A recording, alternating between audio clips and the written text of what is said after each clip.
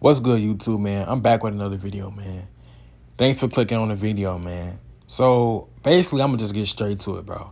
So, a lot of Terrence Crawford fans like to bring up the point that, oh, when Errol Spence fought Kell Brook, Kell Brook was damaged goods. And that's not true at all. Kell Brook was not no damaged goods. Let me point out the fact is, right? The fact is, Kell Brook was undefeated at welterweight when he fought Errol Spence for the title, the IBF title. But people say, oh, he got injured against Gennady Golovkin and stuff like that, right? So he got injured. He suffered a orbital bone fracture, right? He fractured his orbital bone against Gennady Golovkin, and then he fought Errol Spence, the year after that. So let me tell y'all something. A orbital bone fracture does not take 8 months to heal. So the man was not fucking damaged goods, you know what I'm saying? He had his eye, reconstructed with fucking titanium. So the motherfucker was stronger than ever. So that eye was in great condition. So what was damaged? Like Errol Spence said, when he hurt his eye, he said the eye that got injured is stronger than the one they didn't get injured. Like, they repair your shit and make the shit stronger. So what was damaged on Kell Brook? Please explain it. You know what I'm saying? I feel like people only saying that because, number one, they don't know how these injuries work. And two, they have to feel like they have some kind of leverage or some kind of way to just credit, what somebody doing. But it's completely stupid. It's like, dude, Errol Spence broke his other eye, and I guess people have, they think that, if you injure one eye, the other one is more, susceptible to being broken or injured.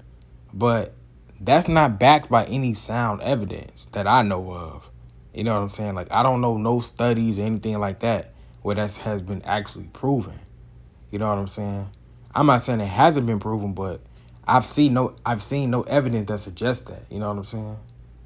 So, I don't know. But to say that the dude is damaged goods, like his team, the commission was let the dude fight, just ridiculous. Just ridiculous. That would never happen.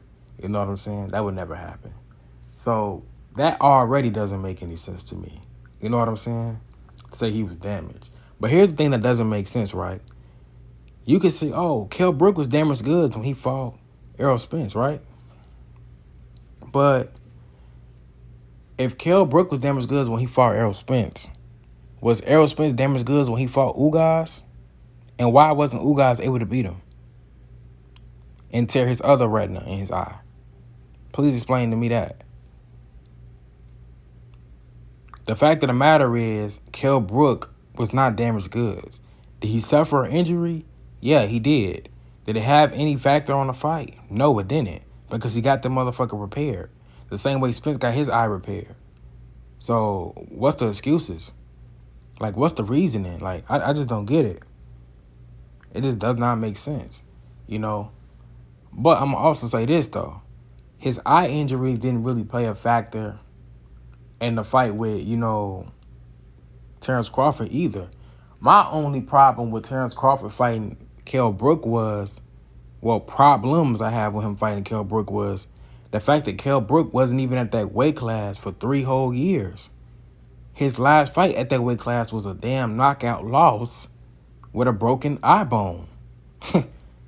What sense did it make to fight that man? You know what I'm saying? It made no sense for him to fight the dude 3 years after he fought at that weight class, knowing damn well that nigga wasn't trying to really make that weight no more. You know what I'm saying? You made the dude come down in weight for an opportunity that he know he wasn't going to turn down. Like, who going to just turn down that? Like, I don't know if y'all boys know this or not, but as a pro boxer, them opportunities be hard as fuck to come by. This is a competitive market. You know what I'm saying? This is a competitive field, or I should say, this is a competitive field that people working in. Everybody looking for a good opportunity to make a good amount of money. You know what I'm saying? We getting punched in our head for a living. We want to make a good amount of money. You know, that's the mindset of a pro boxer. You know what I'm saying? You're not gonna keep getting punched in your motherfucking head for, you know, low ass money. You want something to show for it. You know what I'm saying? If I'm gonna do some damage to my body, I want to get paid for it.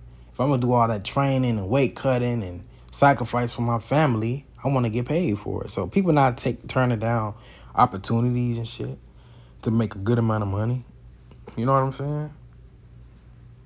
So that's the whole point. It's like he fought Kell Brook like after the fact. You know, I didn't like the fact that he fought a dude that was coming down in weight and stuff like that after all that time period, because we all know when you move up from a weight class for a certain period of time, it's harder to make that weight, no matter if you can make it or not. Like my point is this, you know, the Manny Pacquiao that fought Oscar De La Hoya was not the same, you know. The Oscar De La Hoya that fought Manny Pacquiao was different from the Oscar that fought Manny Pacquiao. I mean, that fought Floyd Mayweather. You know what I'm saying? So he was completely different. You know, Oscar was completely in a different kind of shape when he fought Manny Pacquiao than when he fought Floyd. It was completely different. You know what I'm saying? He had to do so much to make that motherfucking weight. Floyd fought Oscar at a more comfortable weight. So, yeah. You know what I'm saying? Completely different. That's what I'm trying to say. It's like, it wasn't no moving down after 3 years. He fought that dude after he took one fight at 160 that he didn't even have to motherfucking take. So, yeah. And people saying he was... But although, you know, he said he struggled with the weight, you know, to come back down to 147, but that was just natural anyway, you know what I'm saying? As you can see, you know, people say like, oh, it was he moved up to 160 and he was weight drained when he fought him. Like, no, he was not weight drained.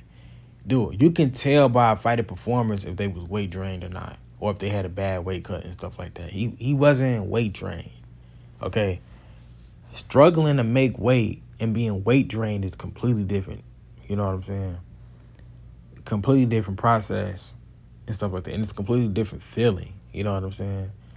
Like, the fact that he said after the fight that he could make 147 again showed that he wasn't weight drained. But the weight, making that weight probably took a lot out of him, though. I give you that. But that's just what it is. You know, the weight probably taking a lot out of Spence right now. You know what I'm saying? It just professionalism. That's what it come with it. That's what come with it, just being professional. You know what I'm saying? He probably not the most comfortable, but he could still make it, you know, just to be as a professional. And he was, you know, making it to defend his title. So, yeah, of course he was going to make it.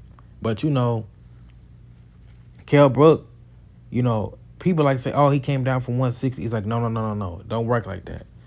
So, he's not a natural 160-pounder. He just took a fight at 160. It's completely different. You know what I'm saying?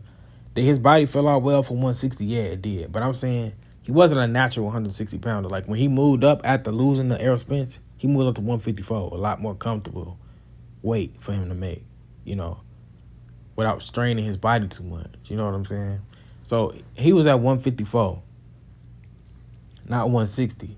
Now, if he was like a natural 160-pounder, and if he had actually moved up to 160 for like a couple years and competed at 160 for a couple years, then you could say, you know, he was weight drained from coming down to weight. No, it just, the 160 weight cut was a lot easier than the 147 weight cut. So he went from having to fight at 147 in 2016. Then he had to fight at 160, which he probably felt way more comfortable because he didn't have to lose so much weight. But then his next fight was back down at 147. You know what I'm saying? It's like that. So it wasn't a weight drain. Like how Amir Khan fought Canelo Alvarez.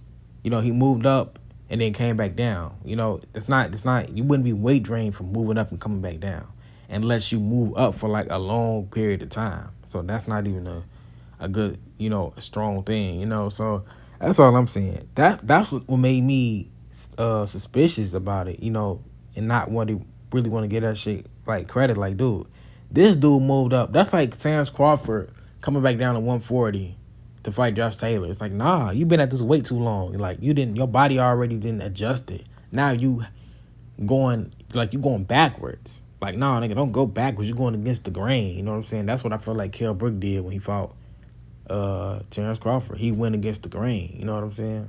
So, and especially because he got knocked out so fast, it's like, nah. Kell Brook even said Spence hit harder than Crawford. So it wasn't the power thing. You know, I just feel like his body just wasn't in the condition to fight somebody as strong and powerful as Crawford at that stage of his career. I don't think he would have got stopped like that in like 2017, 2016 type shit. But that's all I got for now, man. I'm out.